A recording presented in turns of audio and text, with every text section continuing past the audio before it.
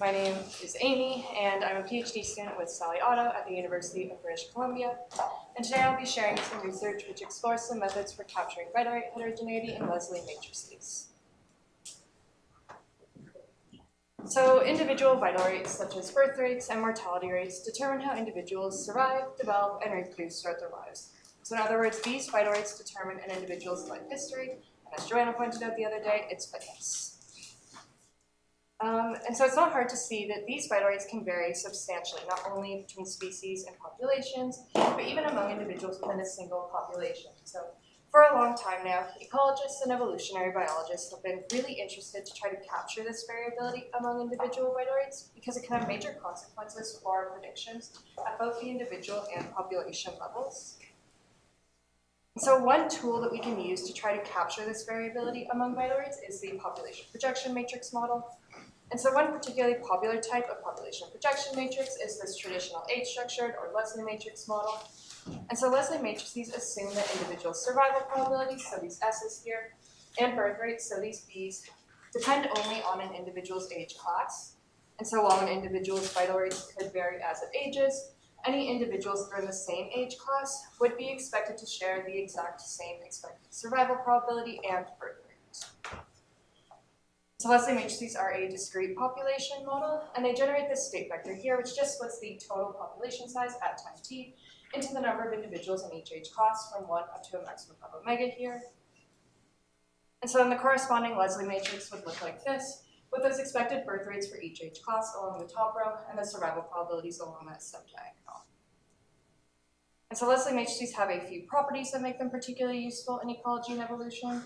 And perhaps the most valuable of those is the dominant eigenvalue, or here under 1, and that's because it serves as a measure of the asymptotic population growth rate. And so in the long run, we expect the population to grow at the rate given by lambda 1 each time step, and that means we can use that value to predict the population size at any time, here I'm using tau in the future. So then the value of the asymptotic population growth rate tells us about whether we expect the population to grow, shrink, or remain stable over time. A couple of other key properties of Leslie matrices are the right and left eigenvectors associated with that dominant eigenvalue, whose entries are proportional to the stable age distribution and reproductive values of each age class, respectively. So as you can see, Leslie matrices can be really useful for predicting population dynamics. However, like I hinted at before, they rely on a major simplifying assumption, and that's that an individual's vital rates depend only on its age. However, in natural populations, we know this is very rarely, if ever, true. So there's plenty of evidence that individual vital rates can vary from countless other sources, like an individual's size, its genotype, its birth order, or its sex, as just a few obvious examples. And so we refer to this among individual variation in vital rates as individual heterogeneity, and this individual heterogeneity can lead to major life history differences among individuals. So for example, this study from Badger here in 2020 found heterogeneity in the reproductive rates of female gray seals here in Canada.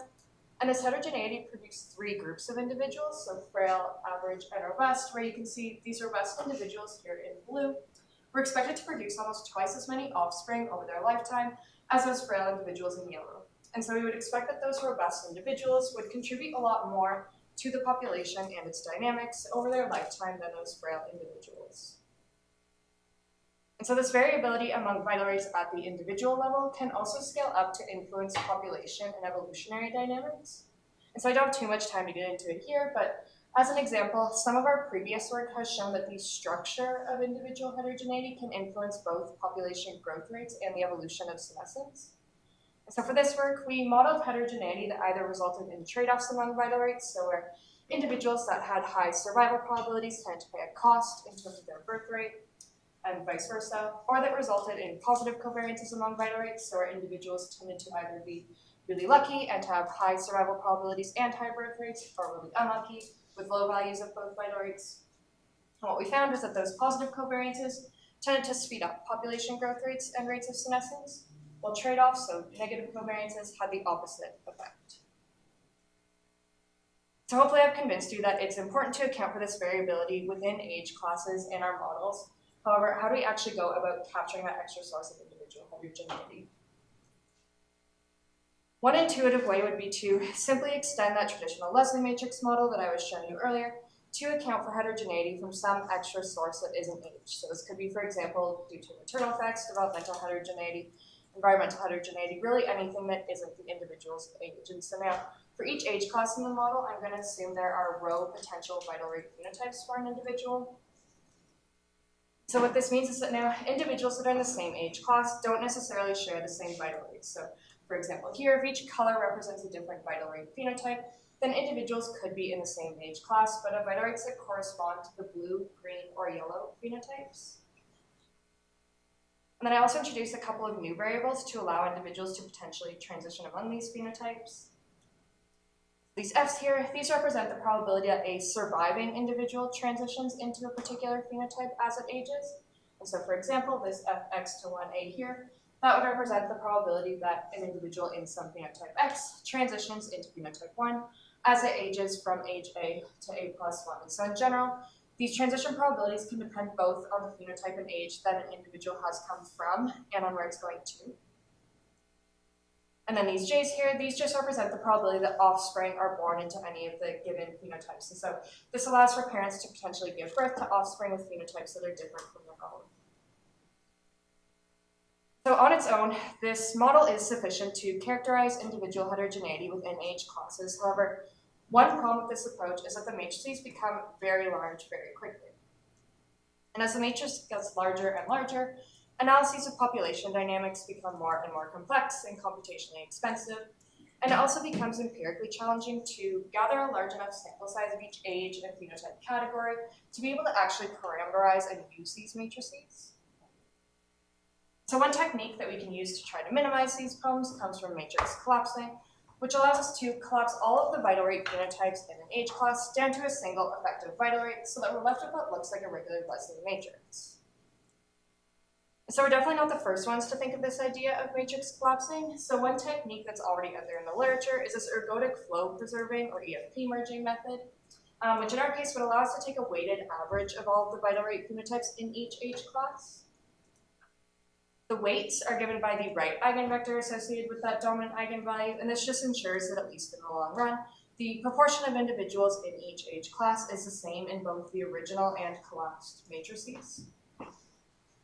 A couple of pros of this approach are that it's known to preserve the asymptotic population growth rate and the stable age distribution of that original matrix of the heterogeneity. And it also matches what we would expect to find empirically, that is, if we were unaware of this vital rate heterogeneity and just went out into the population and sampled the average vital rates for each age class. A major con, however, is that this method doesn't necessarily preserve the reproductive values, generation times, sensitivities, or elasticities of that original model. And these properties are really key for a lot of ecological and evolutionary analyses, like, for example, the senescence ones that I was showing you earlier.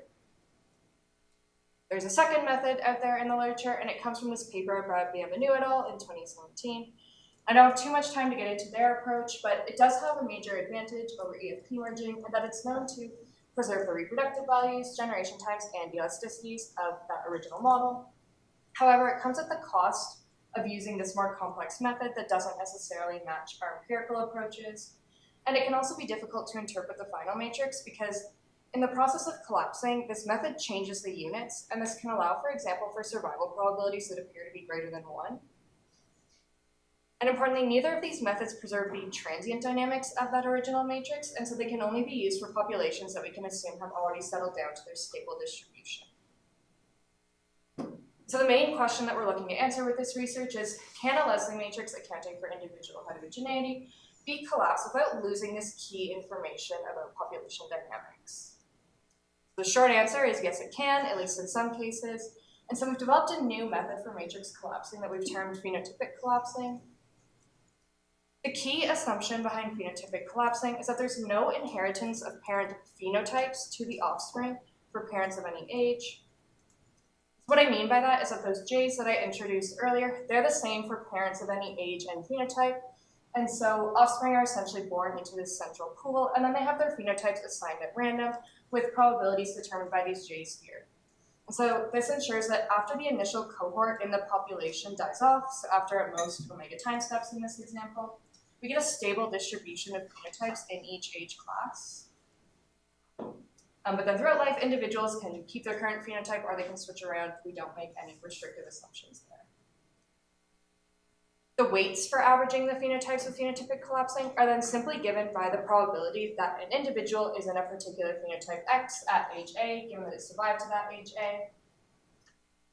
So that means that we can calculate the weights for phenotypic collapsing just by tracking individual paths throughout the lifespan. So for example, if I want to know the weight for this yellow phenotype at age 3, I could calculate that simply by tracking the probability that an individual survives to age 3, and then given that it did survive, what the probability is that it's in the yellow phenotype rather than the green or blue. And again, this only requires that we're at the stable phenotype distribution, not the stable age distribution. It turns out that the answer that we get for the weight is the same as what we would have obtained if we had used the right eigenvector, so that's stable phenotype and age distribution. However, unlike the previous methods of collapsing, phenotypic collapsing doesn't require a full eigenanalysis of the original model, which can get quite computationally expensive if you're working with very large matrices. And importantly, what we found is that phenotypic collapsing preserves the general solution of the original matrix with that heterogeneity after at most omega time steps, so a single full lifetime of an individual. And so this part is still a bit of a work in progress, but it turns out the reason for that is that as long as that key assumption of no inheritance is satisfied, the Jordan form of the original matrix will always take on this particular form here, which you can see I've separated into two key sections.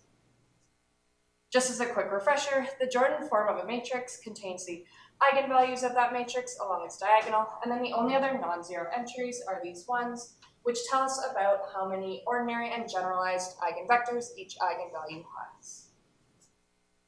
So focusing first on this lower portion of the Jordan form here, this corresponds exactly to the Jordan form of the collapsed matrix, and so it contains all of the information about all of the eigenvalues and their associated eigenvectors from that collapsed matrix. Now this upper portion up here consists of a repeated eigenvalue of 0. The number of Jordan blocks for that eigenvalue is equal to the number of phenotypes minus 1, so that's rho minus 1 in this example here. And each of those Jordan blocks is made up of a chain of generalized eigenvectors whose length is at most equal to the maximum number of age classes in the model. So that's omega in this example here. So in practice, what this means is that this upper portion of the Jordan form will go to 0 in a maximum of omega time steps, so that we're left with the Jordan form of the original full matrix exactly matching the Jordan form of the collapsed matrix. So in other words, the contribution of all of these 0 eigenvalues and their associated eigenvectors up here to the general solution will go to 0 in a maximum of omega time steps, so the general solution of that original matrix is perfectly captured by the general solution of the collapsed matrix. So this means, for example, that both the transient and asymptotic dynamics predicted by the collapsed matrix exactly match those that we would have predicted from the full matrix after at most omega time steps. It also means that other than these repeated 0 eigenvalues up here, phenotypic collapsing preserves all of the eigenvalues and their associated eigenvectors from that original model, so not just the dominant ones that previous methods have focused on. And so this is important because it means that after at most omega time steps, so that single full lifetime, the collapsed matrix captures the exact same information about population dynamics as the original full model. However, because it's much smaller, the collapsed matrix can be much easier to analyze mathematically and to parameterize from our data. Then I'll just quickly highlight one additional use of phenotypic collapsing is that taking these weighted averages of the vital rate phenotypes has allowed us to gain this insight about the influence of the covariance among survival and birth rates throughout the lifespan on population and evolutionary dynamics. And so, for example, here, this is a pretty simple example. It's pretty easy to see that a positive covariance among survival probabilities and birth rates would increase this average birth rate at age 2 compared to if we just had that expected value here. And so that would tend to increase population growth rates, while a negative covariance, so that trade-off would have the opposite effect. And so to summarize, when it exists, which it often does, accounting for variability in vital rates within age classes is important because it can have major consequences for predictions at both the individual and population levels. However, our models can become very complicated very quickly. So one potential solution is to use phenotypic collapsing to collapse all of the vital rate phenotypes within each age class down to a single effective vital rate phenotype so that we're left with what looks like a regular Leslie matrix. And so phenotypic collapsing can make the model much easier to analyze mathematically and to parameterize from our data. A few other major advantages of phenotypic collapsing are that it matches what we would expect to find empirically. Again, that is if we went out into the population and just collected the average vital rates for each age class. And after at most omega time steps, so that single full lifetime, phenotypic collapsing preserves the general solution of that original matrix of the heterogeneity, and so also preserves the transient and asymptotic dynamics of that original model. So I'll just end on this thank you slide here. I'd like to give a particular shout out to the people involved in the work, so my supervisors, Troy Day and Sally Otto, who have been incredibly supportive and helpful throughout all of this. So thanks so much for listening. I'd be happy to take questions.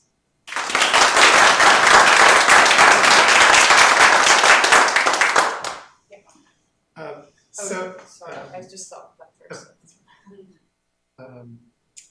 Have you come across the word lumpability in any of your reading? Because I guess there's the area of Markov chain theory where this kind of collapsing large numbers of states down to small numbers of states to preserve the behavior has come up like in migration models and in like theoretical population genetics. I think like Asbel both and Lars Anderson and some of that group is I like that word. Some of these things are about, yeah. So, like there might be something there that can kind of give you some theorems that can help in this my work. Thanks, I'll look into that, yeah. Yeah, I initially thought about that too, but then also when you show the Jordan form and you go to zero, looks very similar to when you're computing the absorption probability in absorbing Markov chains. So that's the fundamental matrix, the one that you the Jordan form that doesn't disappear. Okay. Thanks. So I don't know if there's any relationship there. Yeah, I'll look into that too. Like I said, that part's a bit of a work in progress also. All this feedback is really helpful for. You showed how it basically gets to the stable solution, like over the time. So you showed the calculation. So is that related to the damping ratio or other properties of the one? I mean, so the damping ratio, that's just the dominant eigenvalue of the second one. Yeah, there's different ways of. Yeah, so it would preserve that after, again, that initial, Sally, correct me if I'm wrong, but I think it would preserve that after the initial omega time step, like that first burn-in kind of period. Because, again, it preserves all of the eigenvalues other than that repeated 0, 1, so it would preserve like lambda 1, lambda 2. So I think the damping ratio should also. It's more, the damping ratio gives you time, how fast, if you perturb it, how fast it merges or comes back to the stable stage distribution. Mm-hmm. And so is that time exactly the same time as you need for the burn-in? Yes, yeah, so it depends, if you perturb it and you perturb it off of this phenotypic stable distribution, and then it'll make it time steps again to get back. But if it's just off the stable age distribution, I guess is what I was thinking. Yeah, but that's only it would be the same.